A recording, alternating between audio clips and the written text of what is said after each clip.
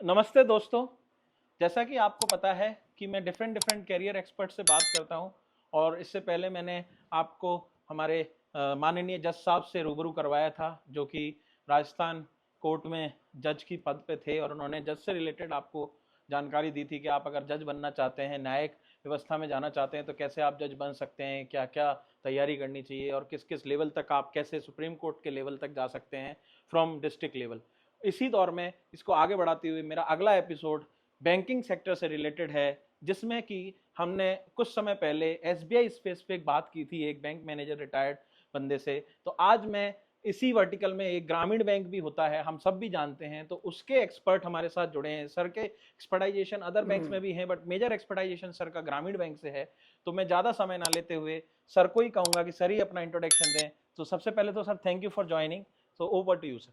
Oh, thank you सलाम।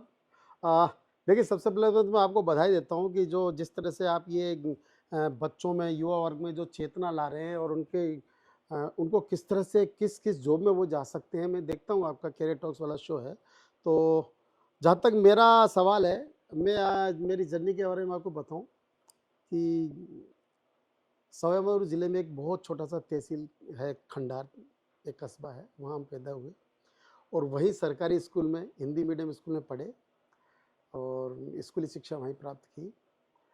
और थोड़ा-सा यदि पारिवारिक पृष्ठभूमि पे आपको लेके जाऊँ, तो उस लिहाज से थोड़ा-सा मैं दुर्भाग्यशाली रहा कि जब मैं 14 साल का था, तो हमारी माताजी का साया हमसे उठ गया और 20 साल का होते-होते हमारे पिताजी भी हमको छोड़ के चले गए। यानी कि हमने ग्रेजुएशन किया था, तब तक माता-पिता का साया उठ चुका था।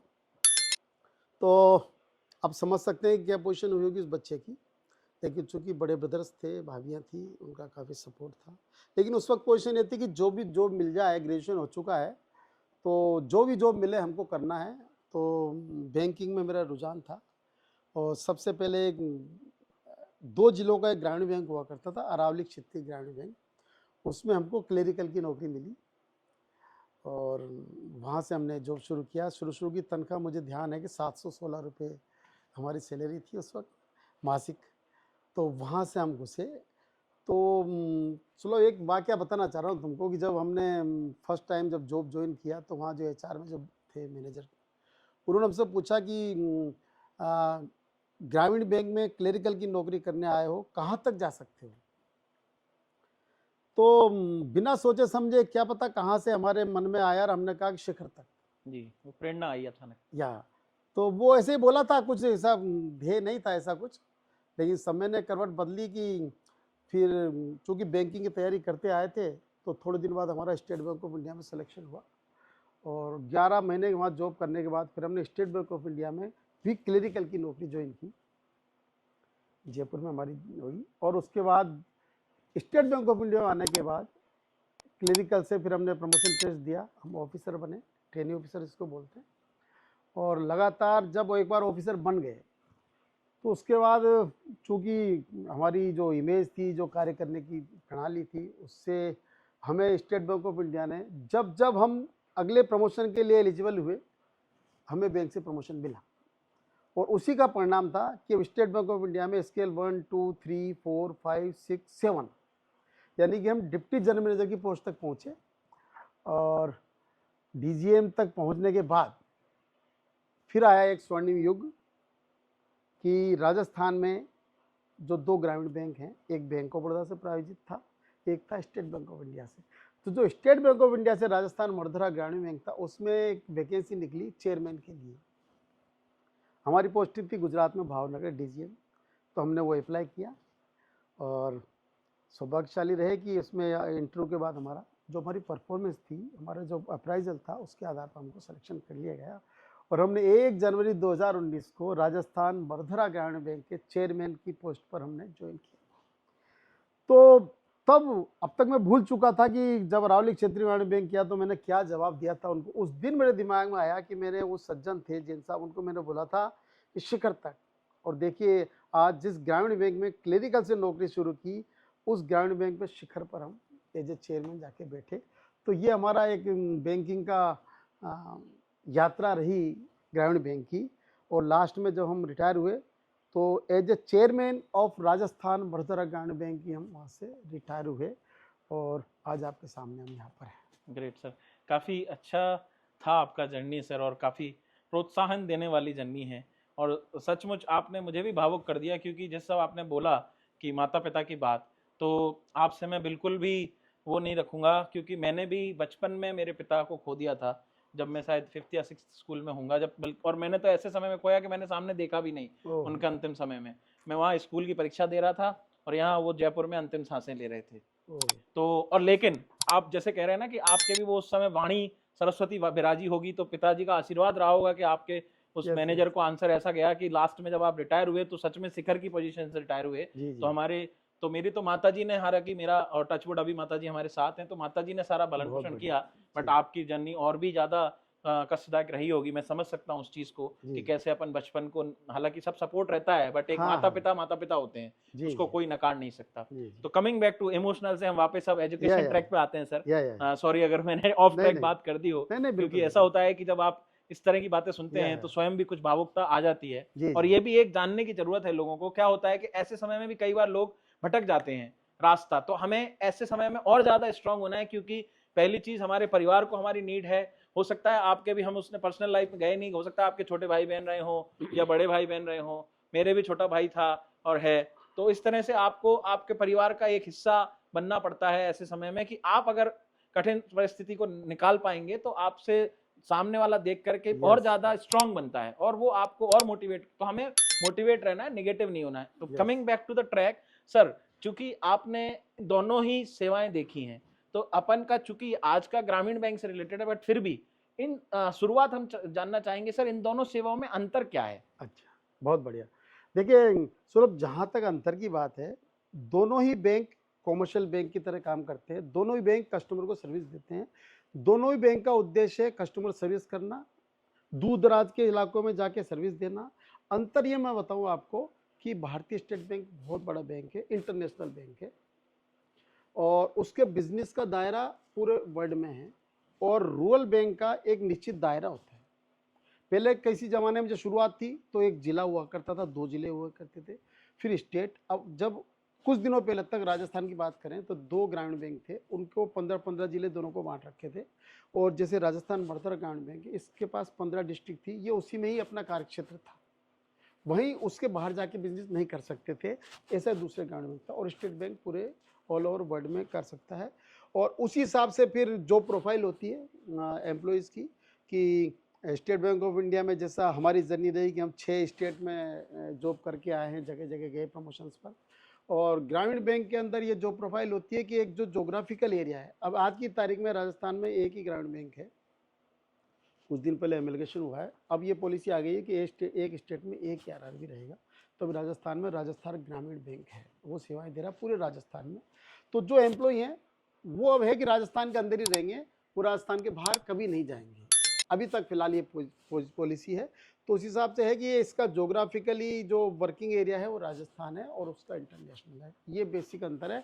जो प्रोफाइल की बात करें तो बैंकिंग ही है और वही कस्टमर से इसमें भी है वो लोन डिपॉजिट देखिए बैंक का मुख्य कार्य क्या है जमाएं स्वीकार करना और ऋण देना मुख्य कार्य ये है उसके बाद फिर एंसिलरी सर्विसेज बढ़ती जाती हैं अब जैसे बैंक में बीमा में भी आ गया है लॉकर फैसिलिटीज़ आपको दी जा रही है फाइनेंशियल इंक्लूजन आपको जरा डिजिटलाइजेशन हो गया ये सब ग्रामीण बैंक में भी है तो बेसिकली अंतर वही है बाकी तो बैंक है बैंक दोनों अपनी सेवाएं दे रहे हैं तो अपन इसमें चूंकि आम जनता को भी कवर करते हैं अवेयरनेस पॉइंट ऑफ व्यू से, तो ग्रामीण बैंक किन आम जनता के काम का है? जैसे स्टेट बैंक तो कहते हैं यस सबके काम का है, चाहे वो यस गांव का हो, शहर का हो, धाणी का हो, कहीं का यस हो। यस यस तो लेकिन ग्रामीण बैंक स्पेसिफिकली किससे रिलेटेड? हर कोई खुलाना चाहे, ठीक है, बैंक है, गवर्नमेंट का है, पैरामीटर अगर आप पास करोगे तो करा सकते हो, बट फिर जी भी एक स्पेसिफिक किसी कारण से खुला होगा, यस इसीलिए उसको नाम भी ग्रामीण बैंक दिया गया। बहुत बढ़िया देखिए ये 1975 में 2 अक्टूबर 1975 को भारत में रीजनल रूरल बैंक यानी कि क्षेत्रीय ग्रामीण बैंक की स्थापना हुई और उसका उद्देश्य क्या था कि छोटी छोटी जगहों में गांव-गांव ढाणी-ढाणी में जहां बड़े बैंक नहीं जा पा रहे और उन छोटे छोटे लोगों को जो काश्तकार है छोटे काश्तकार है कुटीर उद्योग चलाते हैं जो अपना खुद का छोटा मोटा धंधा करना चाहते हैं उन लोगों को सेवाएं देने के लिए सरकारी योजनाओं को क्रियान्वयन करने के लिए स्पेसिफिक ग्रामीण बैंक की स्थापना की गई कि ताकि जो नॉन बैंकिंग एरियाज हैं उसको ग्रामीण बैंक कवर कर पाए और शुरू में ये था कि वो बैंक क्यों नहीं कर पा रहे, क्योंकि वो वाइबल नहीं, प्रॉफिटेबल नहीं होता था छोटे गांव में जाके बैंक खोलना। और ग्रामीण bank low cost bank, salary structure इनका बहुत कम था, इसलिए इसकी स्थापना की गई कि कोई भी भारत का कोई भी एरिया अनबैंक्ड ना रहे, इसलिए ग्रामीण बैंक की स्थापना की गई। ओके, तो अब आते हैं सर अपन इससे रिलेटेड जॉब पे, क्योंकि अपना मेन फोकस बच्चों को यही गाइडेंस देना होता है कि इस पर्टिकुलर डोमेन में कैसे वो बच्चा अपना करियर बना सकता है और शिखर तक कैसे जा सकता है, या फिर इसको खुद अगर कुछ खुद खोलना चाहे तो बैंकिंग सेक्टर तो अपने आप में हम देख रहे हैं अभी काफी प्राइवेट, हम उस पर भी आपसे जानना चाहेंगे आपकी राय, क्योंकि मुझे पता लगा ऑफ कैमरा कि आप प्राइवेट बैंक्स को भी सजेशंस और एडवाइजरी बोर्ड्स में हैं। जी जी। तो वो अगर कई बच्चे इस काबिल बन जाएं कि वो अपना खुद का बैंक खोलना चाहें तो उस पर आप पैरामीटर बताइएगा जरूर। बट वो अभी फिलहाल तो हम जो डायरेक्ट ग्रामीण बैंक में भर्ती लेना चाहें तो उनका शुरुआती दौर क्या होता है सर, कैसे स्टेप 1 कैसे होता है, टू ए टू जेड तक की सीढ़ी के बारे में थोड़ा आप अरे बताएं सर। बहुत बढ़िया। देखिए, बैंकिंग में कोई करियर बनाना चाहता है तो आज की तारीख में भारत के अंदर 3 तरह के बैंकिंग परीक्षाएं होती हैं। एक ये है रीजनल रूरल बैंक्स के लिए, पूरे इंडिया में रीजनल रूरल बैंक्स के लिए एक एग्जाम होता है जो IBPS जो है, इंस्टीट्यूट ऑफ बैंकिंग पर्सनल, वो करता है। दूसरा होता है other commercial banks other than SBI जी, जैसे बैंक ऑफ बड़ौदा, PNB, ये जो कॉमर्शियल बैंक, इनमें जाने के लिए एक अलग एग्जाम होता है, वो भी IBPS लेता है। और तीसरा एग्जाम होता है स्टेट बैंक ऑफ इंडिया का, उनका अपना अलग है, स्टेट बैंक ग्रुप का अलग एग्जाम होता है। तो 3 एग्जाम होते हैं, कोई भी बच्चा जो एग्जाम देना चाहता है 3 तरह के एग्जाम देगा बैंकिंग में आने के लिए। अब आते हैं अपन ग्रामीण बैंक पर। तो ग्रामीण बैंक में 2 चैनल होते हैं, एक तो क्लरिकल कैडर होती है, एक होती है ऑफिसर की कैडर। दोनों के लिए IBPS वैकेंसी निकालता है। फिर अपन को एक फार्म भरना होता है, जो अपन ऑनलाइन फार्म भरते हैं, और उसके बाद फिर दोनों ही एग्जाम में प्रीलिमिनरी एग्जाम होता है, दोनों ही, क्लरिकल में भी ऑफिसर में भी प्रीलिमिनरी एग्जाम होगा। प्रीलिमिनरी एग्जाम आपको केवल क्वालिफाइंग मार्क्स के लिए होता है। जब आप उसको क्वालिफाई कर लेंगे और जितनी वैकेंसी होगी वहाँ के कट ऑफ के हिसाब से आपको नेक्स्ट मेन एग्जाम के लिए क्वालिफाई कर दिया जाएगा। ओके, तो वहाँ आके आपका प्रीलिमिनरी एग्जाम खत्म हो गया, अब उसका कोई रोल नहीं है। अब बच्चों को, जो बच्चे प्रीलिमिनरी एग्जाम पास कर चुके हैं, शॉर्ट लिस्ट हो चुके हैं, वो अब तैयारी करेंगे मेन एग्जाम्स के लिए। तो मेन एग्जाम वो जैसा दूसरे बैंकों का होता है सेम वही होता है, इसमें भी रीजनिंग होता है, क्वांटिटी एप्टीट्यूड होता है, इंग्लिश और हिंदी का कोई भी आप एक चूज कर सकते हैं वो होता है, जनरल नॉलेज होता है, और एक कंप्यूटर बेस्ड अच्छा होता है, क्योंकि कंप्यूटर की आपको नॉलेज होनी चाहिए। और ग्रामीण बैंक में आने के लिए ये अपेक्षा की जाती है कि जिस स्टेट में आप कर रहे हैं उस स्टेट की जो लैंग्वेज है उसकी आपको जानकारी होनी चाहिए। अच्छा, अपने है तो राजस्थान में हिंदी है इसलिए कोई दिक्कत नहीं, लेकिन जो साउथ के हैं वहाँ पर जैसे गुजराती है तो गुजराती आपको आनी चाहिए, इतनी अपेक्षा आपसे होती है। फिर मेन एग्जाम की तैयारी लोग करते हैं, आजकल कोचिंग खूब खुल गए हैं, कोचिंग भी होगी, ऑनलाइन कोचिंग भी है, बच्चे उसकी तैयारी करते हैं। चूँकि तीनों एग्जाम का पैटर्न सेम होता है तो तैयारी एक जैसी हो जाती है। ग्रामीण बैंक का जब मेन एग्ज़ाम होता है और जब मेन एग्ज़ाम के बाद फिर रिजल्ट डिक्लेयर होता है, और जब रिजल्ट आ जाता है उसके बाद फिर जो मेरिट में बच्चे आते हैं, जितनी वैकेंसी होती है उसके आधार पर फिर आपको साक्षात्कार के लिए बुलाया जाता है। और इंटरव्यू भी IBPS के द्वारा ही आयोजित होते हैं, इसमें कोई लोकल इन्फ्लुएंस नहीं होता है, कोई राजनीतिक इन्फ्लुएंस नहीं होता है, टोटली IBPS ही इसको करता है और वही इसका इंटरव्यू चैनल होता है। बच्चे इंटरव्यू में जाते हैं और अब इंटरव्यू में क्या होना चाहिए क्या वो अपन उस पर बात करेंगे, लेकिन चैनल की जहाँ तक वो समझ है, preliminary exam, main exam, then interview, और फाइनल इंटरव्यू का जब रिजल्ट आ जाता है तो जितनी वैकेंसीज होती हैं उसके अनुपात में 3 के अनुपात में जो भी होता है वो इंटरव्यू में आते हैं और फिर फाइनल सिलेक्शन हो जाता है। फिर आपको बैंक अलॉट होता है आपकी प्रायोरिटी के हिसाब से, यदि आपने जो प्रायोरिटीज भरी हैं उसमें मेरिट में आप आते हैं तो आपको बैंक अलॉट हो जाएगा, और जब बैंक आपको ज्वाइनिंग के लिए बुलाएगा आपके पास बुलावा आ जाएगा और आप बैंक को ज्वाइन करेंगे। हाँ, क्योंकि ये वाली बात तो हमें पता है, क्योंकि सर जब हम इंजीनियरिंग में थे 2009 बैच पास आउट में, तो उस समय थोड़ा ज़्यादा जोश चढ़ा था सबको, क्योंकि वो रिसेशन का टाइम था और सबने सोचा चलो बैंक, तो हमने जयपुर आके ही एग्जाम दिया था। तो ये फॉर्म में तो मुझे भी पता है कि 2-3 आपको भरने पड़ते हैं, तो फिर जब इंटरव्यू में आपके बेस्ड ऑन योर क्राइटेरिया या आपका जो वे रहा होगा, जब मार्किंग होगी उसके अकॉर्डिंग आपको बेस्ट जो भी 3 या 4 में से जो दे पाएंगे वो अलॉट हो जाती है बिल्कुल मेनली। बट हाँ, वो टोटली डिपेंड करेगा आपके इंटरव्यू के फाइनल फीडबैक मार्क्स पे। इंटरव्यू और रिटर्न दोनों। हाँ, और सर इसमें आपने एक्चुअली प्रीलिम्स के बाद वाले में तो बता दिया था, प्रीलिम्स में किस तरह की तैयारी, क्योंकि ये एक सीडी है शुरुआती, हाँ तो हाँ उसमें क्या तैयारी करनी देखिए पड़ेगी? जैसे उसमें दो ही एग्जाम होते हैं, एक रीजनिंग होता है और एक आपका इंग्लिश का टेस्ट होता है। अच्छा, ये इस तरह के दो टेस्ट उसमें होते हैं, जो भी होते हैं वो कोचिंग वाले कराते हाँ हैं। वो तो है। लेकिन बच्चों को मेरी ये सलाह है, कई लोग क्या ज़्यादा आत्मविश्वासी हो जाते हैं वो, और प्री की तैयारी करके मेन में लग जाते हैं कि प्री तो मेरा निकल ही जाएगा। लेकिन कई बार हमने ऐसा भी देखा है कि बच्चे फिर शॉक्ड हो जाते हैं कि प्री में ही रह गए। जी, इसलिए जब जो एग्जाम आप तैयारी कर रहे हैं उस पर पूरा फोकस करें, और जब वो निकल जाता है उसके बाद फिर मेन टाइम मिलता है आपको, फिर आप करेक्ट, मेन की तैयारी करें। करेक्ट। तो और ये सर ये होता स्टेट लेवल पे ही है या इसके भी अलग-अलग जगह सेंटर आते हैं? नहीं सेंटर आप कहीं भी ले सकते हैं। अच्छा, यदि आप राजस्थान में अप्लाई कर रहे हैं लेकिन आप सोच रहे हैं कि मैं दिल्ली रह रहा हूँ, तो आप दिल्ली में भी एग्जाम दे सकते हैं। ये ऑल इंडिया में होता है, सेंटर आप सेलेक्ट कर और सकते चूंकि आपने इसमें लोकल लैंग्वेज का इन्फ्लुएंस की बात करी थी, जो कि सेकंड हैं। जी उसमें आता है पेपर में, मेन में, तो इसका मतलब ये हो गया कि आपका उस स्टेट का बाई बर्थ होना जरूरी है, जो आप एग्जाम देना नहीं एलिजिबिलिटी के हिसाब से। ऑफिसर्स के लिए ऐसा कोई जरूरी नहीं है, ठीक है, लेकिन उसमें यदि 8वीं क्लास में या 10वीं क्लास तक आपके वो सब्जेक्ट रहा है तो आपको अलग से प्रोफेंसी टेस्ट को देने की जरूरत नहीं है। वो आप माना जाएगा कि आपको उसका ज्ञान है, ठीक ये है, उसमें माना जाता है। ओके। तो वैसे इसमें क्या इसमें मिनिमम क्राइटेरिया क्या होता है सर, क्वालिफिकेशन के हिसाब से अगर अपन देखें तो? हाँ हाँ, बहुत अच्छा प्रश्न है। देखो इसमें सिंपल जो है ना, ग्रेजुएट होना चाहिए किसी उसमें भी कोई, फील्ड में? हाँ, और इसमें कोई परसेंटेज नहीं है क्लेरिकल के लिए, स्केल 1 के लिए। लेकिन एक चीज़ मैं बताना चाह रहा हूँ आपको जी कि सर। राजस्थान एक जो रिजर्व रूरल बैंक है, इनमें ही एक अलग सुविधा और है कि आप स्केल 1 जो प्रोबेशनर ऑफिसर होते हैं उसके अलावा डायरेक्ट स्केल 2 में भी आ सकते हैं, डायरेक्ट स्केल 3 में भी आ सकते हैं। उसमें यह है कि यदि आपने किसी बैंकिंग में या फाइनेंस इंस्टीट्यूशन में 2 साल जॉब कर लिया है कंफर्म, तो आप एलिजिबल है कि आप डायरेक्ट स्केल 2 के लिए अप्लाई कर सकते हैं। ओके, और कहीं आपने 5 साल का आपको एक्सपीरियंस है फाइनेंशियल इंस्टीट्यूशन और बैंकिंग का, तो आप डायरेक्ट स्केल 3 का भी एग्जाम देके डायरेक्ट स्केल 3 भी आ सकते हैं। और इसमें एक महत्वपूर्ण बात मैं बताना चाह रहा हूँ आपको, जो पहले नहीं थी बाद में जुड़ी है, कि जो एलिजिबिलिटी क्राइटेरिया एक अपना हो गया, रिटर्न के और इंटरव्यू के मार्क्स अपने हो गए, लेकिन एक सिविल स्कोर। ओके, यस, तो ये नई चीज इसमें जुड़ गई है कि यदि आपका सिविल स्कोर डिफेक्टिव है, यदि आपने कहीं से लोन लिया है, क्योंकि आजकल जॉब करके आप आ रहे हैं, मान लो स्केल 3 के लिए जी, डायरेक्ट आ रहे हैं, करेक्ट, तो आपने कहीं ना लोन लिया है और आप डिफॉल्टर हैं, तो आप कितने भी मेधावी छात्र रहे हों, कितना आपको इंटरव्यू निकाल बैंक लो के आप। पास अपना दायरा है कि वो आपको नहीं ले। इसलिए इस बात का जरूर ध्यान रखें कि अपना सिविल बिल्कुल क्लियर। हाँ, यदि आपने कहीं लोन नहीं लिया, आपका कहीं बैंक में अकाउंट ही नहीं है, तो फिर इसको घबराने की जरूरत नहीं अच्छा, है। तो ये मतलब लेकिन ये ओनली ऑफिसर ग्रेड के लिए है ना सर, इंटरमीडिएट और उसके लिए नहीं है, राइट? सिविल सिविल सबके लिए, अच्छा, अब ये सबके लिए सिविल आ गया, सबके यही लिए। आप यदि इसीलिए आप आपने फाइनेंशियली आपने एम्फेसिस। डिसिप्लिन मेंटेन नहीं किया है, वो फाइनेंशियल इंस्टीट्यूट आप ज्वाइन करना चाहते हैं, तो कैसे?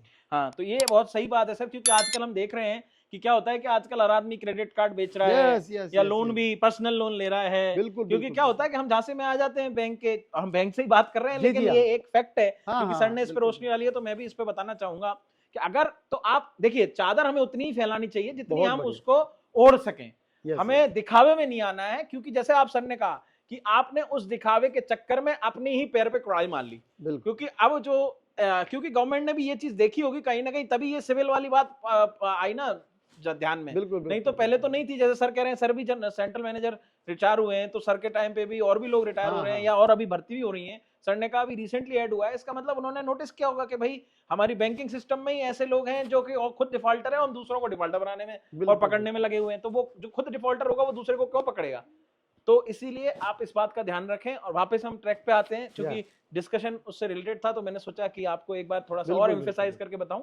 तो please be aware and focus on the learning and as well as on the civil score which sir या, was emphasizing. बिल्कुल तो बिल्कुल बिल्कुल। coming back to the topic sir, तो जैसे कि आपने बताया कि तो अब इस पे जो हम बात कर रहे थे सिलेक्शन की, जी, तो इसमें अपन जो आपने कुछ इंस्टीट्यूट बार बार आप टर्म यूज कर रहे थे, तो क्या वो गवर्नमेंट इंस्टीट्यूट होना जरूरी है या जैसे फाइनेंशियल इंस्टीट्यूट कुछ अच्छे प्राइवेट इंस्टीट्यूट भी हैं, आईआईएम आईआईटी लेवल के, तो वहां से अगर कोई ने कोर्स कर रखा हो या कुछ वहां पे फैकल्टी बना हुआ हो या वहां पे फाइनेंशियल डोमेन में कहीं काम कर रखा हो, अकाउंटिंग वगैरह में? देखिए मैं आपको बता दूं, सॉरी, उसमें ये लिखा है कि फाइनेंशियल इंस्टीट्यूशन, अब जो फाइनेंशियल इंस्टीट्यूट की जो डेफिनेशन है उसमें आप कवर होने चाहिए, उसमें कोई लिस्ट नहीं है। अच्छा, तो कि अब ये आप उस डेफिनेशन में वो इंस्टीट्यूट हम्म, उस डेफिनेशन में आ आना रहा है कि चाहिए नहीं आ रहा है? कि वो फाइनेंशियल इंस्टीट्यूट है कि नहीं, उसका अच्छा। रजिस्ट्रेशन जो है कंपनी एक्ट में किस में हुआ है, करेक्ट। वो आपको डिसाइड करना ओके।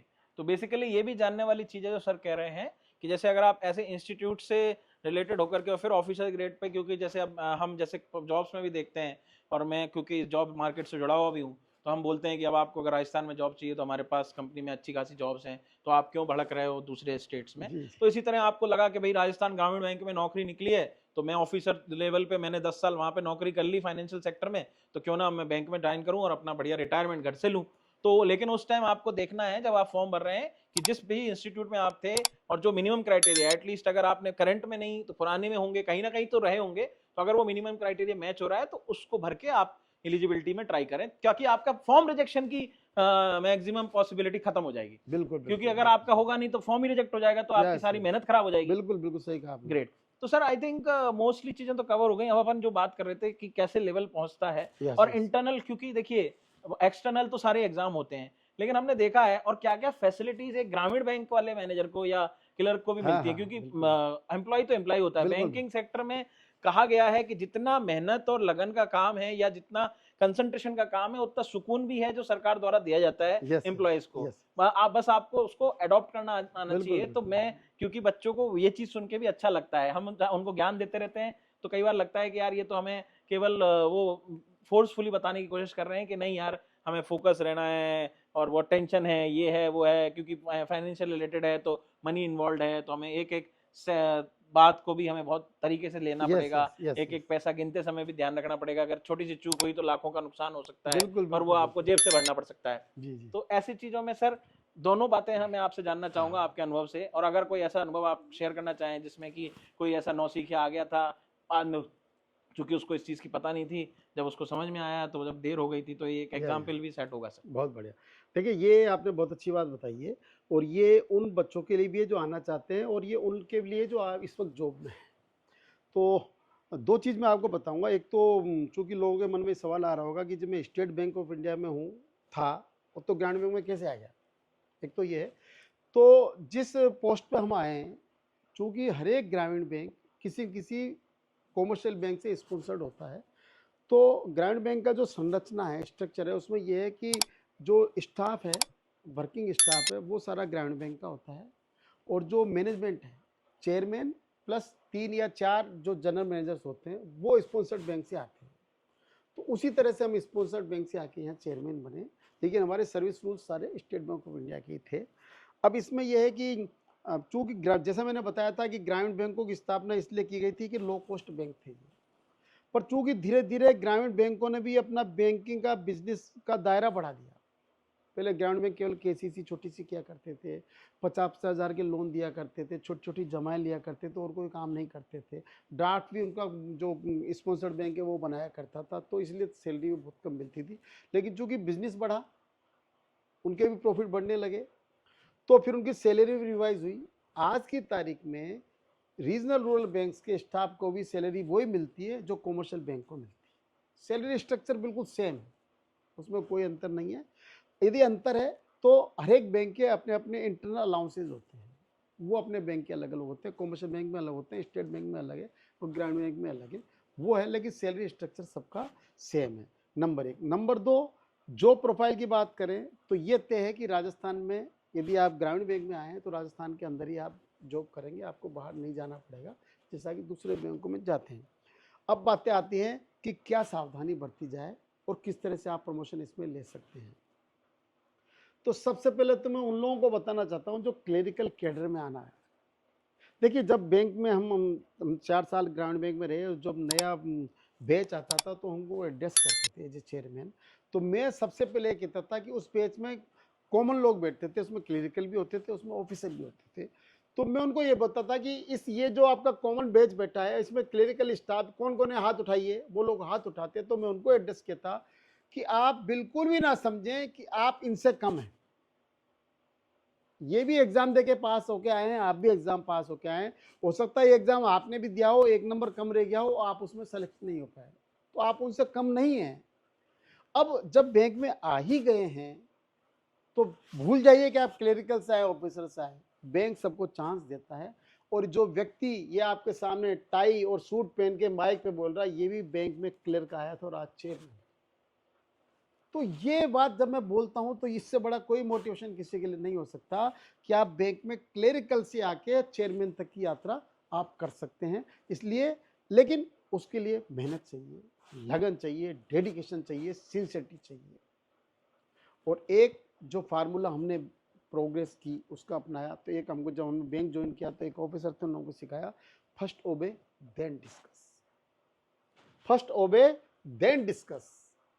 ज्ञानेंद्र ये काम करना, यस सर, देन कैसे करना है। अब आप बॉस के साथ डिस्कस कीजिए, साहब मैं कर तो दूंगा पर थोड़ा गाइड कर दीजिए कैसे करना है, तो सहयोग लीजिए। लेकिन ये नहीं हो पाएगा, ये नहीं चलेगा। तो एक अपने आप को पॉजिटिव एटीट्यूड रखिए, customer service, customer service, customer service. Banking industry में सिर्फ एक ही चीज है जो आपको जिता सकती है, वो है कस्टमर सर्विस। क्योंकि सारे बैंक सेवाएं दे रहे हैं, ऑलमोस्ट सबकी रेट ऑफ इंटरेस्ट पॉइंटों में अंतर होता है, तो आप पास क्यों आएगा।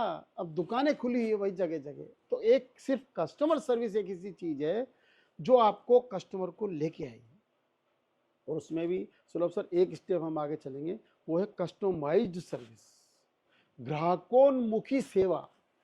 आपसे मैं कहता हूँ सुलभ आइए हमारे यहाँ पर्सनल लोन हम देते हैं, बिल्कुल सर मुझे जरूरत भी है, 10 लाख का पर्सनल लोन चाहिए और आप एलिजिबल भी हैं, लेकिन आपका जॉब प्रोफाइल ऐसा है कि जब बैंक खुलता है तब आपका ऑफिस खुलता है, सैटरडे संडे बैंक की छुट्टी रहती है, आपकी छुट्टी रहती है, तो आप साइन कब करोगे।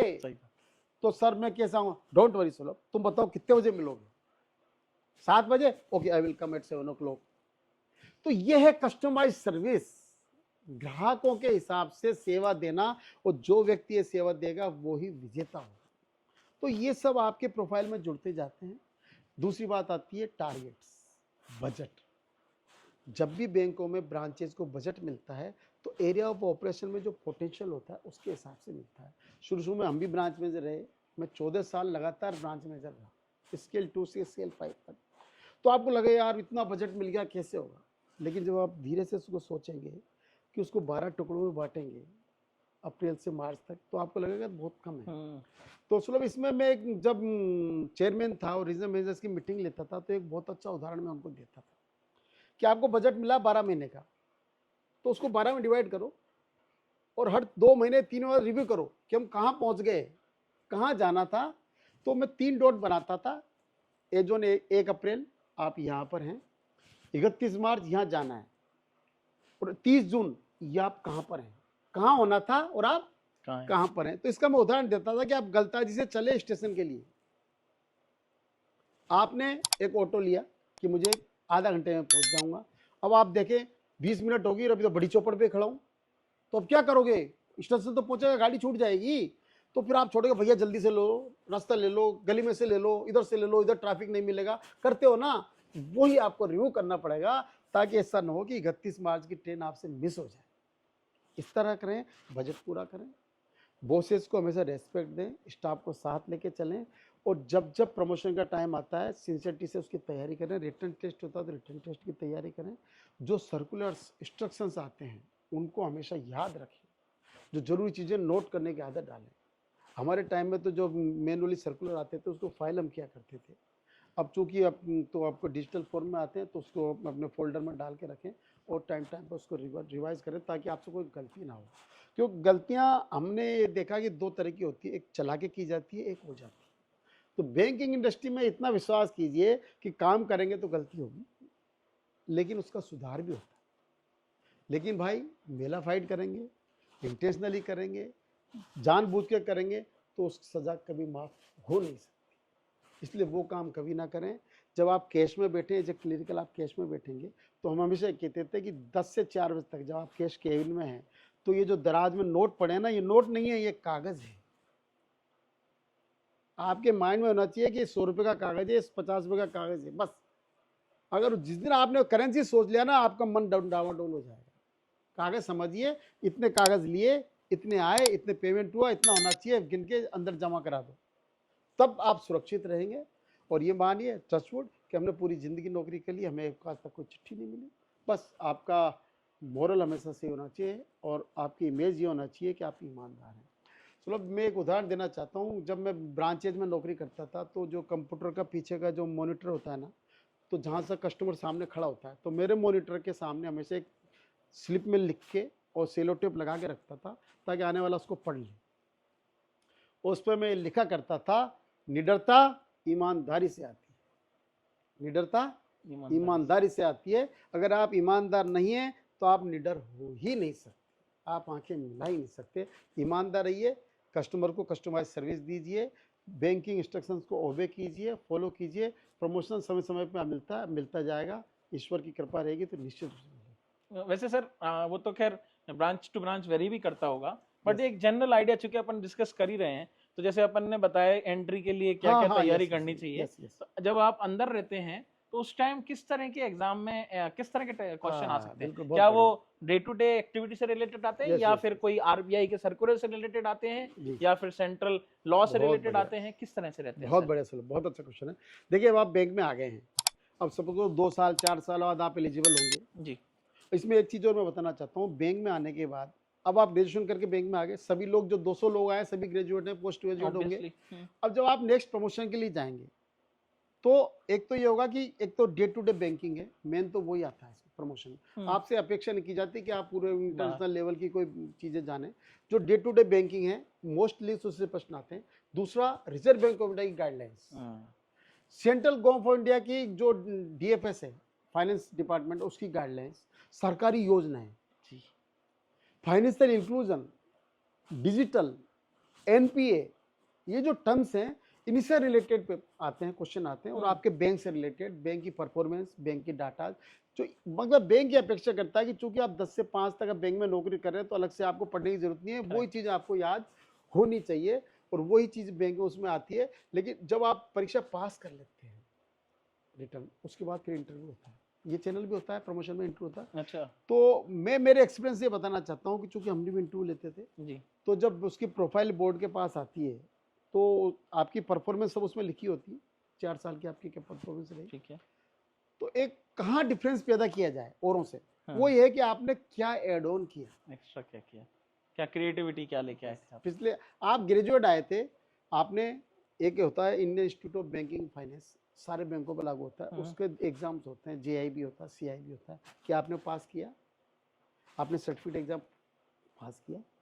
हर 6 महीने में Indian institute of bankers finance जो है आपका टेस्ट लेता है, केवाईसी का लेता है, साइबर फ्रॉड का लेता है, वो सर्टिफिकेट पास किए?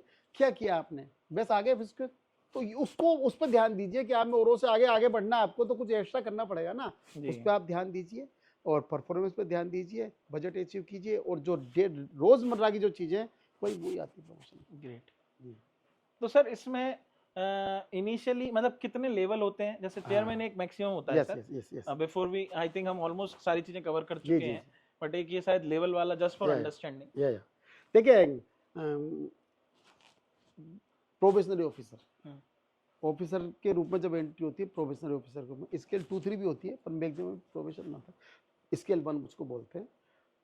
किसी बैंकों में 2 साल बाद, किसी में 4 साल बाद, जेआईबी सीआईबी कर लिया तो 2 साल में हो जाएगा, वो होता है। उसके बाद आप अगले प्रमोशन के लिए स्केल 2, फिर किसी में 2 साल 3 साल जो भी मिनिमम क्राइटेरिया, फिर स्केल 3, फिर स्केल 4, स्केल 5। और अब जो ग्रामीण बैंक की हम जब बात कर रहे हैं तो फिलहाल ग्रामीण बैंक में जो स्टाफ स्केल 1 आएगा वो स्केल 5 तक प्रमोट हो सकता है, मैक्सिमम स्केल 5 तक। क्योंकि स्केल 5 के बाद के जो मैनेजमेंट आ जाता है वो अपने स्पॉन्सर्ड बैंक से, जैसे हमारे चेयरमैन के रूप में जनरल मैनेजर आए, वो हालांकि स्टेट बैंक के एजीए में स्केल 5 है, वो यहाँ है। तो अपना जो आरआरबी का स्टाफ है उसका प्रमोशन मैक्सिमम स्केल 5 तक यानी कि असिस्टेंट जनरल मैनेजर तक होता है। उसके बाद अभी फिलहाल नहीं है, फिर प्रमोशन हो जाए तो बात अलग। तो सर मैं ये कई बैंकों में भी देखता हूँ, शायद ग्रामीण बैंक में भी होगा ऐसा, कि एक बैंक के अंदर एक मेन ब्रांच मैनेजर अलग होता है और एक नॉर्मल मैनेजर भी होता है, क्योंकि कई बार जब हम बैंक में जाते हैं तो दो नंबर प्लेट दो नेम प्लेट देखते हैं, ये भी मैनेजर, ये भी ब्रांच मैनेजर, ये भी मैनेजर ब्रांच मैनेजर। तो ये क्या है सर? देखिए, ब्रांच का स्ट्रक्चर होता है ब्रांच की साइज के हिसाब से, साइज होती है बिजनेस के हिसाब से। ओके। तो इसमें ब्रांच की कैटेगरी होती है, 50 करोड़ तक का बिजनेस है एक कैटेगरी, 100 करोड़ तक का, 150 करोड़ तक का। तो साइज के हिसाब से, जैसे अब बड़ी जो ब्रांच है, जैसे हम स्केल 5 थे तो हम ब्रांच मैनेजर थे अजमेर में, कोटा में, स्केल 5 होते हुए भी, तो वो बहुत बड़ी ब्रांच थी। तो एक जो एजीएम है वो ब्रांच मैनेजर है और उसके अंडर में फिर डिपार्टमेंट होते हैं, एग्रीकल्चर, MSME, अच्छा, फिर ये हो गया आपका रिटेल का, हाउसिंग का, उनके अलग अलग मैनेजर होते हैं। फिर एक डिपॉजिट का अलग हो गया, तो फिर उनके पास स्टाफ होता है, वो उनको रिपोर्ट करेंगे, वो तीनों मिलकर AGM को रिपोर्ट करेंगे। एक स्ट्रक्चर है ताकि जी। जिस तरह का आपका काम है उसी से आप मिलें, ताकि कस्टमर को सहूलियत हो कि भाई मुझे हाउसिंग लोन की बात करनी है तो हाउसिंग लोन का मैनेजर कौन है उनसे जाके मिले, फिर वो फील्ड ऑफिसर से मिला देंगे, फिर वो आपका काम हो जाएगा। ओके। वो सिर्फ वही है तो काम के बेसिकली हिसाब स्ट्रक्चर वे में रखने के से। लिए, और ये ज्यादातर ये मेरे हिसाब से तो शायद कॉर्पोरेट लेवल पे ज्यादा इन चीजों का वैल्यू रखता होगा, क्योंकि आम नागरिक के लिए तो जैसे एक ग्रामीण बैंक है, हाँ, तो वो अपना विंडो में जाए पैसे जमा कराए, दूसरी विंडो में जाए पैसे ले ले, ले ले लोन लेना है तो जो लोन का ऑफिसर है वहां पे वहाँ से लिखा हो उससे मिल ले और अपना लोन ले ले, और अपने खेती बाड़ी से रिलेटेड ही लेगा, बिल्कुल और या बिल्कुल घर बिल्कुल। लेना है तो होम लोन लेगा। हाँ बिल्कुल, आजकल जो सारे काम कर रहे हैं RRB। अदरवाइज ये जो आप स्ट्रक्चर बता रहे हो जैसे कि इंडस्ट्री से रिलेटेड होगा, एग्रीकल्चर रिलेटेड होगा, तो ये कॉर्पोरेट बैंक होगा या तो नहीं लेकिन ग्रामीण का ही जो एक और हाँ वर्टिकल होगा। जैसे SBI में बात कर रहा हूँ वहाँ जी होता जी है, और रीजनल रूरल बैंक में भी कुछ ब्रांचें हैं बड़ी, जी, 200 करोड़ की ब्रांचें हैं, ऑब्वियसली। तो उसमें है, हाँ उसमें भी, उसमें सब है, MSME भी है, हाँ उसमें एग्रीकल्चर भी है, उसमें हाउसिंग कार भी है, जी। तो वहाँ फिर अलग अलग जैसे हम मैनेजर जयपुर में होते ही हैं। देखते हैं, SBI का एक एग्जांपल है, SBI हाँ के शायद एक बड़ी कॉर्पोरेट ब्रांच भी है जो मेनली 25-30 लाख के नीचे हाँ, बात ही नहीं करती, उसको मतलब मिड वो कॉर्पोरेट ब्रांच, ब्रांच वो बोलते हैं। ब्रांच ही मतलब उसका मिनिमम ट्रांजेक्शन ही 25 लाख का होता है, बिल्कुल बिल्कुल, उसमें मतलब वो बिजनेसमैन रिलेटेड टास्क है वो। उसको बोलते हैं मिड कॉर्पोरेट ब्रांच, ओके, उसका अलग से होता है टेक्निकल टर्म ये मिड होता है। कॉर्पोरेट तो इसी ब्रांच। तरह ग्रामीण बैंक में भी ये ग्रामीण वर्टिकल बैंक होता में होगा। हाँ है, लेकिन ग्रामीण बैंक अलग से ब्रांच नहीं होती है, वर्टिकल बना दिया है। अच्छा, उसी में बना देते हाँ, हो। ये एग्रीकल्चर है, ये MSME है, और कुछ ब्रांचें हैं जो कार लोन के लिए अलग डेडिकेट कर दी, वो कार लोन ही कार लोन करेंगी, ऐसा भी कुछ है। तो ग्रामीण बैंक सर जैसे हम देखते हैं कि एक तो हो गया विलेज, एक आ गया टाउन, फिर आ गया डिस्ट्रिक्ट, फिर आ गया संभाग, यस यस, संभाग से ऊपर जाते ही तो फिर वो थोड़ा ज्यादा बड़ा लेवल हो गया। जैसे जी जयपुर को हम एक जयपुर, एग्जांपल बड़ा ही मानेंगे, हाँ बना क्योंकि एक तो कैपिटल आ गई, कैपिटल भी है और ये yes, बहुत बड़ी हो गई सिटी, इससे और भी छोटे होंगे, जैसे बीकानेर ले लेते हैं। हाँ समझ तो गया। अब इन जगहों पे कहाँ पे ग्रामीण बैंक एग्जिस्ट कर सकता है और कहाँ पे बिल्कुल ही इसके नहीं ऊपर कर जाके सकते। ग्रामीण बैंक की कोई मतलब एग्जिस्टेंस की जरूरत नहीं है, बैंक ने खोल दिया अलग बात है, बट उसका वैल्यूएशन हो सकता है उतनी नहीं निकाल पाए जितनी वो इन जगहों पे जी, निकालेगा। बहुत अच्छी, देख मैं आपका भाव समझ रहा हूँ। देखिए जब ये रीजनल रूरल बैंक है, ग्रामीण बैंक है, तो पर्पज ये है कि ग्रामीण बैंक है। तो अभी जो राजस्थान में ग्रामीण बैंक हैं, 1600 लगभग ब्रांच है, 95 ब्रांच ग्रामीण में है। अब डिस्ट्रिक्ट लेवल पे भी है, जयपुर में भी है, चूंकि अब ग्रामीण बैंक केवल वो काम नहीं कर रहे जो किसानों के लिए होता है, अच्छा, अब कार लोन भी कर रहे हैं, हाउसिंग लोन भी कर रहे हैं, हाँ। बिजनेस लोन भी कर रहे हैं, सोलर लोन भी कर रहे हैं, बड़े बड़े लोन भी कर रहे हैं, तो वो कहाँ जी। मिलेंगे, वो शहरों में मिलेंगे। बिल्कुल। तो अब जो छोटी ब्रांच जो वायबल नहीं है लेकिन ये बिजनेस ज़्यादा है, तो जयपुर अब सब जगह ब्रांच खोल, अब कोई रेस्ट्रिक्शन नहीं है कि आप केवल गाँव में खोलोगे, जहाँ बिजनेस है वहाँ ब्रांच खोलेंगे। हाँ लेकिन ये जरूर है कि ये RBI का रेस्ट्रिक्शन है कि गांव में ब्रांच खोलेंगे तो आपको लाइसेंस लेना पड़ेगा, शहर में खोलेंगे तो कब अप्लाई करना पड़ेगा, पहले खोल के बाद में भी कर सकते हैं, लेकिन लाइसेंस आपको लेना पड़ता है RBI से। वो लाइसेंसिंग और वो रूल अमेंडमेंट है कि उसके अकॉर्डिंग आपको फॉलो करने पड़ेंगे बिल्कुल स्टेप्स। करने पड़ेंगे, अगर वो रूल के अंडर आप आ रहे हो तो फिर वो किसी भी कहीं भी खोल सकते हैं, देश के किसी भी geographical, कोने में आप खोल सकते हैं। राजस्थान के किसी को नहीं। हाँ, मतलब वो उस Yes, yes. पर्टिकुलर स्टेट के, यस बिल्कुल सही कह रहे हैं। क्योंकि जैसे ये ग्रामीण बैंक स्टेट स्पेसिफिक है। अच्छा रहा सर, आपने ये बात छेड़ भी दी। हाँ, तो ये अब अपन जैसे बाकी सेंट्रल बैंक तो सेंट्रलाइज होते हैं, ग्रामीण बैंक जो है वो पर्टिकुलर स्टेट स्पेसिफिक है, इसलिए बिल्कुल, मैंने बिल्कुल। इनिशियल टाइम में आपसे बिल्कुल पूछा सही भी कहा था, आपने, जो बिल्कुल। आपने रीजनल लैंग्वेज की बात कही थी कि एटलीस्ट मिनिमम, या लेकिन आपने उसमें काउंटर आंसर मुझे दिया था कि अगर आपके स्कूलिंग शिक्षा में रही तो फिर वो रीजनल लैंग्वेज मैटर नहीं करती, नहीं करती। अदरवाइज वैसे शायद उसका मोटिव यही रहा होगा कि ताकि आप उस राज्य से बिलोंग करो तो इजीली आप उस चीज को उनको कर समझा पाओगे सको। और लोगों तक अपनी योजनाओं को भी पहुंचा पाओगे। समझा पाओगे, बिल्कुल सही कहा आपने। ओके, तो और ये जी sorry, जी सर प्लीज। हाँ ये देखिए रीजनल रूरल बैंक का एक स्ट्रक्चर है जो मैं बता दूं लोगों को बिल्कुल सर। कि इसमें जो कैपिटल का स्ट्रक्चर है वो स्टेट गवर्नमेंट का, सेंट्रल गवर्नमेंट का और एक स्पॉन्सर्ड बैंक का, तीनों का हिस्सा होता है। कुछ परसेंटेज है, 50%, 35%, 15%। और जो रीजनल रूरल बैंक है इनका सुपरविजन करता है नाबार्ड, नेशनल जो बैंक है रूरल बैंक है वो नाबार्ड द्वारा करता है, और इसका जो कंट्रोलर है वो स्पॉन्सर्ड बैंक होता है, और गाइडलाइंस मिलती है RBI से। तो ये सब मिला के रीजनल रूरल बैंक को चलाते हैं। स्टेट गवर्नमेंट की स्कीम, सेंट्रल गवर्नमेंट की स्कीम, वो सब ये बैंक लागू करते हैं, और पूरी तरह से सरकारी बैंक है, निश्चित रूप से सरकारी बैंक है, और ये बहुत प्रोग्रेस कर रहा है। ग्रेट।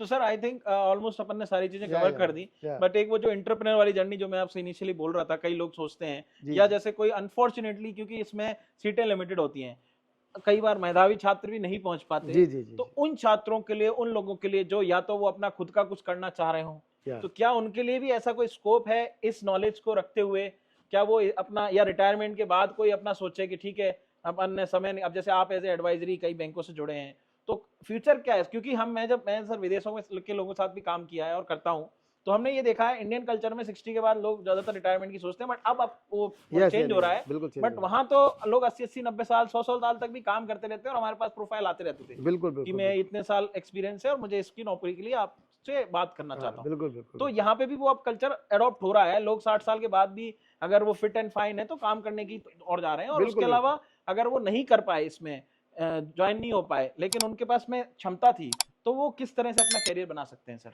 हाँ देखिए, इसमें एक तो होता है एंटरप्रेन्योरशिप, वो आप कभी भी कर सकते हैं। और दूसरी बात ये है कि आफ्टर रिटायरमेंट, चूँकि अब जैसे मैं मेरा रोल ले लूँ कि पूरी तरह से बैंकिंग 38 साल बैंकिंग की है, तो बैंकिंग की चीज़ें अब मैं सोचता हूँ कि वो लोगों को फ़ायदा मिले उसका। लोगों से मतलब कस्टमर्स को मिले, आम जनता को मिले, कंपनी को मिले, एक बैंक को मिले, चाहे किसी भी रूप में हो, एडवाइज़र के रूप में हो आप वहाँ पर, या बोर्ड ऑफ डायरेक्टर के रूप में हो, वो सेवाएँ मिलेंगी। तो वो हमने क्या-क्या चैलेंजेस फेसेस किए थे और उन आप भी करोगे तो कैसे उससे निकल पाओगे। एक तो ये है। और एंटरप्रेन्योरशिप की बात है तो अब देखिए, ग्रामीण बैंक के अलावा जो मेरे सरकारी बैंक, प्राइवेट बैंक कितने हैं वो सब हैं। और जहाँ तक स्टार्टअप अलग चीज़ है, एंटरप्रेन्योरशिप अलग चीज़ है, स्किल डेवलपमेंट अलग चीज़ है, उन सब में आप ट्रेनिंग लेके, बैंक का जहाँ तक सवाल है, बैंक आपको फंड प्रोवाइड करेगा, स्टार्टअप के लिए भी करेगा। हर एक ऐसी कोई स्कीम नहीं जिसके लिए बैंक लोन नहीं देता हो। सवाल सिर्फ ये है कि वो वैधानिक होनी चाहिए। जी सर, आई थिंक अपन ने ऑलमोस्ट सब कवर कर या लिया and we are almost on the end of our जी जी डिस्कशन। जी first of all thank you very much for providing your valuable input sir. Yeah I am sure बच्चों को काफ़ी समझ में आया होगा। आपने थोड़ा सा प्राइवेट का भी डिस्कस किया और जो मैं इंटरप्रेन्योरशिप की बात कर रहा था, और हमने अभी रिसेंटली देखा हमारे राजस्थान में एयू बैंक का एग्जाम्पल है, और भी वो कैसे हैं। यूनिवर्सल बैंक तो बना ये हुआ पहले फाइनेंशियल बैंक थे, मतलब फाइनेंशियल बॉडी थी, और ये अब बैंक में कन्वर्ट हो गए और अब शायद ये है। इंटरनेशनल लेवल पे भी जा रहे हैं। तो यूनिवर्सल इसी बन तरह से गया। अगर कोई ग्रामीण बैंक हो, क्योंकि ऑनर तो वही बात है ना, उसके ऑनर वाले के माइंडसेट तो वही होगा कि या तो हाँ वो अच्छा खासा सेट रहा होगा या उसने पहले बैंकिंग इंडस्ट्री में अपने आप को या दबदबा बनाने की कोशिश की होगी, इसलिए वो प्राइवेट में घुसा और उसने अपना चालू किया। यस तो यस। ऐसा कोई बंदा अगर प्राइवेट सेक्टर में ग्रामीण बैंक शुरू करना चाहे सरकार को मदद करने के हिसाब से और आम नगर जनता की भी मदद करने के हिसाब से, तो क्या ग्रामीण बैंक भी ऐसे कोई खोल सकता है? देखिए सुनिए, ग्रामीण बैंक कोई नहीं खोल सकता, लेकिन इसके समकक्ष एक है लोकल एरिया बैंक्स। जी ये कंसेप्ट है रिजर्व बैंक ऑफ इंडिया का। जब स्मॉल फाइनेंस बैंक, जैसे आपने आपने यू की बात की, अब वो यूनिवर्सल बन गया, तो ये जो स्मॉल फाइनेंस बैंक है, इसके साथ साथ एक लोकल एरिया बैंक भी है। अच्छा उसमें आप कैपिटल, उसमें सर्टेन कंडीशंस हैं, इतना कैपिटल होना चाहिए, ये आपका एरिया ऑपरेशन रहेगा। और एनबीएफसी से थोड़ा ऊपर है। एनबीएफसी का आपको पता है कि वो केवल डिपॉजिट नहीं ले सकती हैं, लोकल एरिया बैंक डिपॉजिट भी ले सकते हैं, एडवांसेज भी कर सकते हैं। वो कोई अगर एंटरप्रेन्योर है तो लोकल एरिया बैंक में जा सकते हैं, उसके अच्छा। बाद फिर स्मॉल फाइनेंस बैंक में आ हाँ, जाएगा। वो तो फिर मतलब उस वही मतलब कहने का जा मतलब सकते जैसे हैं। हम अब जैसे हम गांव थेड़े की बात कर रहे हैं ना सर, जी तो जी। गांव थेड़े में कई ऐसे ठेकेदार और ऐसे कई या सेठ लोग होते हैं ना, मुनीम लोग होते हैं। अब वो मुनीम अगर जैसे पढ़ा लिखा मुनीम हो, हाँ हाँ तो हाँ वो फिर अपने को पेपर वर्क के थ्रू आगे बढ़ाए ना, यस यस, तो जा उसकी सकते भी हैं, तरक्की और वो प्रैक्टिकली, और सरकार भी उसकी मदद करेगी, करेगी क्योंकि करेगी। ऑब्वियसली जब आप गवर्नमेंट बिल्कुल बॉडी से जुड़ते हो तो गवर्नमेंट आपको कहीं ना कहीं डायरेक्टली इनडायरेक्टली सपोर्ट करती है, बिल्कुल करती है, क्योंकि वो बिल्कुल भी करती है। चाहेगी कि हमारे जनता को हेल्प मिले। यस, जहां वो गवर्नमेंट नहीं हेल्प कर पाती है वहां वो प्राइवेट को करेगी ना। इंक्लूड करती है। हाँ हम बिल्कुल बात कर रहे हैं प्राइवेटाइजेशन की, लेकिन प्राइवेटाइजेशन में भी वो इसीलिए लाती है ताकि और जनता को और अच्छे से सेवाएं मिल बिल्कुल पाए। बिल्कुल बिल्कुल। तो I think thank you very much sir. अगर फिर भी अगर कोई लास्ट मोमेंट में, लास्ट मिनट में कोई ऐसी बात रह गई हो जो बच्चों के काम की हो, बैंकिंग सेक्टर से हो या कोई पर्सनल जिस रिलेटेड, जहाँ पे बच्चे आपकी इस बात से आगे बढ़ने में उनको सहायता मिल देखिए, सकती मेरा है। ये कहना है कि जो लोग बैंकिंग को करियर बनाना चाहते हैं, उनके लिए है कि सबसे पहले ज़रूरत है कि आप ईमानदार होने चाहिए। ये ईमानदारी आपके रग-रग में होना चाहिए, क्योंकि इसके बिना बैंकिंग इंडस्ट्री चल नहीं सकती है, क्योंकि बैंकिंग का एक शब्द का मतलब होता है विश्वास। तो ये बहुत ज़रूरी है, कड़ी मेहनत ज़रूरी है, डेडिकेशन ज़रूरी है। और चूँकि डायरेक्ट फाइनेंस से रिलेटेड है तो रिस्क भी है, लेकिन घबराने की ज़रूरत नहीं है। यदि हमको इंस्ट्रक्शंस फॉलो है, हमको सर्कुलर्स पता है, तो हम कभी भी रुकेंगे नहीं। और बहुत अच्छा एक ये मतलब ये एक कह रहे हैं कि बहुत इज्जत वाला एक जो है काम है और साफ़-सुथरा काम है, और इसको अपनाइए। और जो लोग आ चुके हैं, जो भी जॉब में हैं, उनके लिए कहना चाहता हूँ कि अपने एरिया ऑफ ऑपरेशन की नीड को पहचानिए, उसके हिसाब से प्रोडक्ट बेचिए और प्रॉफिटेबिलिटी कमाइए, टारगेट पूरे कीजिए और निश्चित रूप से करियर ओरिएंटेड बनिए। ताकि नेक्स्ट से नेक्स्ट प्रमोशन कैसे मिले और आप भी कह सकें कि मैंने न्यूनतम पद से बैंक ज्वाइन किया और आज शिखर तक हूँ। Thank you very much. Thank you sir. तो मतलब आपकी जो लास्ट मोड पे नोट्स पे था वो उससे मुझे ये समझ में आ रहा है कि चाहे आप क्लर्क हो, चाहे ब्रांच मैनेजर हो, चाहे आप असिस्टेंट ऑफिसर हो, फाइनेंस मतलब आपसे जुड़ा रहेगा कहीं ना कहीं। जो यस मनी रिलेटेड चीजें हैं वो आपसे, चाहे पेपर वर्क से रिलेटेड हो, जरूरी नहीं है कि आप कैशियर की सीट पे बैठे हो तभी आप वो कैश पे डील कर रहे नो हो। नो नो तो ये फाइनेंस चीज भी में तो ध्यान हमेशा देने की रहेगा चीज है बिल्कुल। कि अपने को लगता है कि नहीं यार वो कैशियर है, उसको ही सारी सावधानी जरूरत है। नहीं, हम अगर ब्रांच मैनेजर भी हैं तो हमें उससे ज्यादा डबल ज्यादा ध्यान रखना है, ज्यादा क्योंकि जरूरत वो है। आपकी रिस्पॉन्सिबिलिटी, कैशियर आपके ऊपर रिस्पॉन्सिबल है। लेकिन घबराने की बात नहीं क्योंकि जी डबल एंट्री सिस्टम है। जी। कोई भी एंट्री 2 आईडी से पास होती है। हाँ, ये आप चीज आईडी हमने देखी है, डालेंगे वो बोलता है और पास फिर कर बाद में दीजिए। ऑफिसर पास जी, करेंगे, हमने सुना है इसलिए वो घबराने की जरूरत आपस नहीं में है। बोलते हैं भैया वो दोनों मैंने से एक साथ गलती हो जाए की ऐसा पास बहुत कर कम होता है दीजिए, की पास कर क्यों दीजिए पास करके कर वो दीजिए। कुछ टर्म यूज करते हैं, बैंकिंग टर्म होगा ये इसलिए बैंकिंग में डेफिनेटली। हमेशा डबल एंट्री सिस्टम होता है, जी। इसलिए घबराने की जरूरत नहीं है। बहुत अच्छा कैरियर है जैसे बैंक। कि आजकल वो डुअल ऑथेंटिसिटी आ गया है, या उसी तरह से बैंक में ऑलरेडी वो डबल ऑथेंटिसिटी लेके चलते हैं। जी जी तो आई थिंक इसी बात पे सबसे पहले तो Gyanendra sir, thank you very much for आपका जो आपने बहुमूल्य समय दिया थैंक के लिए। और बच्चों, मुझे लगता है कि आपको बहुत कुछ जानने को मिला होगा। फिर भी अगर आपकी कोई ऐसी आशंका है या कुछ ऐसी जागरूकता आपके मन में आ रही है कि जो आपको जानना है, तो प्लीज कमेंट बॉक्स में बताइएगा मुझे। मैं जानने की कोशिश करूंगा सर से और पूछूंगा। और अगर कोई पर्टिकुलर टॉपिक आपको समझना है तो उस पर हम सर से डिस्कस करेंगे, जो श्योर कि श्योर बैंकिंग इंडस्ट्री से, क्योंकि सर का बहुत सालों का अनुभव है, तो उसको 30 मिनट या 1 घंटे में पूरा बात कर पाना संभव है। तो लेकिन समय की हमें भी देखना पड़ेगा ताकि आप भी बोर ना हो और हम भी ज्ञान, जो हमारा फोकस है कि आप तक पॉइंट टू पॉइंट बात पहुंचा सकें, वो पहुंचा पाएं। इसी नोट पे मैं आप सभी को कहूंगा कि प्लीज चैनल को शेयर करें, सब्सक्राइब करें, लाइक करें। और धन्यवाद। और आप और ऊंचाइयों पर पहुंचे और आप भी ग्रामीण बैंक में सर के तरह एक चेयरमैन लेवल तक पहुंच करके यस और शिखर में पहुंचे, और हो सकता है आगे चल के मैं आपसे रूबरू हूं और आपका अनुभव जानूं। उसी के साथ धन्यवाद। Thank you.